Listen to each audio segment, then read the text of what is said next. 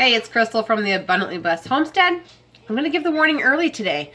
There's 5 kids in this house. It can get a little bit crazy, so if it gets interrupted, bear with me. We're just going to roll with it.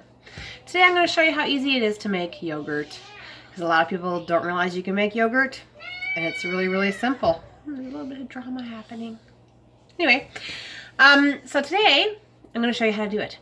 I'm going to show you using an Instant Pot, but I'll also tell you how you can just use a cooler and hot water. So let's get started. I'm going to move the camera just 1 second.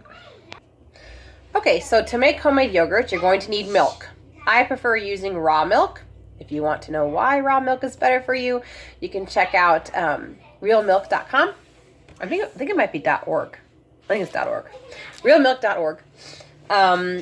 And find out why I use raw milk and why I prefer it over store-bought. You can still do this with store-bought, just whichever one you prefer. You're also going to need, just for your first batch, either probiotics or store-bought yogurt that has no sweetener. So obviously if you're using organic milk, you'd go with organic yogurt. And if you're not using organic milk, you'd go with regular yogurt.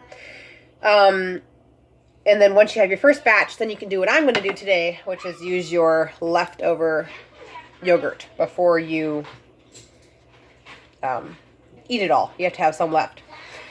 If you're interested in this probiotic, it's awesome. I'll just show it to you. You can get it on C, like the letter C, organic.com. It's really, really strong probiotics, and it's not in a capsule, so it lasts an extreme amount of time. Our family of 6 was taking it every day when we did the GAPS diet, and it still lasted our family almost 3.5 months. So anyway, they have a couple different versions. They have one for babies too, and all sorts of stuff. It's about $100 a bottle, which I know sounds expensive, but per actual dose, it's actually really, really cheap. And they have little spoons that you buy to go with. It's a little bit additional cost, but it's how you measure it out, and it's just like a minuscule amount that you take. So anyway, that's corganic.com for that. So all we're going to do is I have 4-quart jars here. And I'm going to go ahead and take my homemade yogurt and put it in the bottom. But if you don't have homemade yogurt still, you would go to the store, like I said, buy store-bought yogurt, either organic or non-organic, whatever you're going with. And you're going to put about 2 tablespoons in the bottom of each jar. So I'm going to do that now. This yogurt ended up like really, really runny. Usually mine doesn't, but this one did. So don't let it scare you. If you want your yogurt to be more like Greek yogurt, use whole milk for sure. And you can even kind of put a little bit more cream into your milk, your whole milk, if you want it really thick. I've actually made yogurt with just cream. It's actually really good. Okay, so as you can see, I just put a little bit in each jar. I didn't even measure it because it's not an exact science. You just need some in each jar. So is that the lid or is it the lid? Yeah, it's the lid. Okay. Now I'm just going to take my milk, which I stirred it because this is raw milk, so it separates. There's no pus in here. Here we go. We're going to go ahead and fill this up. I go right to the shoulders of the jar, just so there's a little bit of space on the top.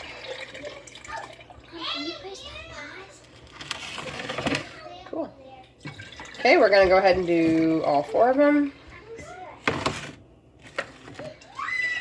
And you can do this in whatever size you want. I just find that, you know, a couple of tablespoons to a 1/4 cup of some sort of starter, either your yogurt or your yogurt. And then this is like usually a tiny little amount, like a capsule worth in there. To start it on out is the right amount. So anyway, we're going to go ahead and put some lids on. Hey, it's getting a little loud in here. Could you go? You should be nice. It's not your birthday though. It's not her birthday. Okay, so on goes the lids. And if you're using an Instant Pot, this one is a 8-quart Instant Pot, and it has a yogurt button. Let's see if I can show it to you. Right there. There's your yogurt. Yeah, right there. So all you do, literally, this is so easy. Take off your lid. Into the Instant Pot it goes.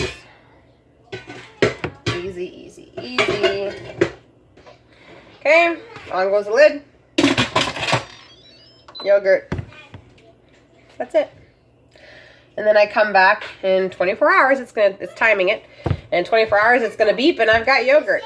And then I usually take and either shake the jar up or stick a skinny stick blender in there and blend it so it's more consistent. And then move it to the fridge.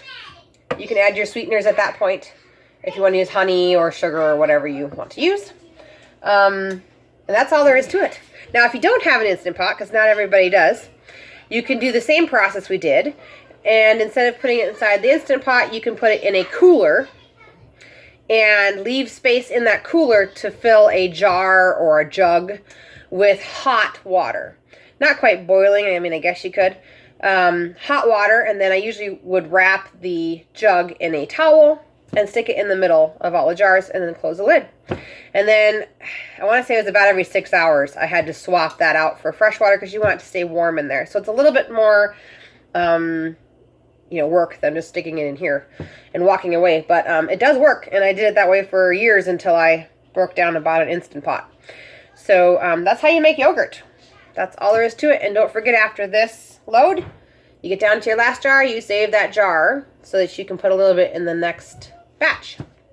That way you don't have to get yogurt or probiotics to start it. If you have any questions, leave them in the link below. And don't forget to subscribe. Thanks for watching. Until next time.